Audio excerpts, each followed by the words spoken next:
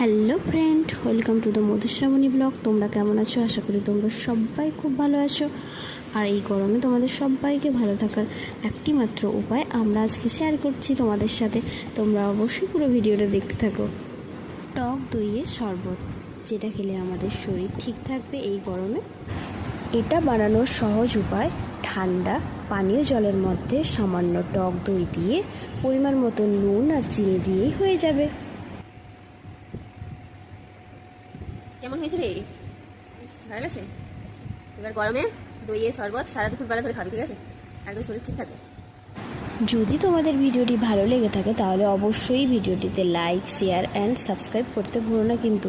আর যারা আমাদের চ্যানেলে নতুন আছো তারা অবশ্যই আমার চ্যানেলটিকে সাবস্ক্রাইব করে দাও। কেমন লাগছে মুখি? ভালো লাগছে?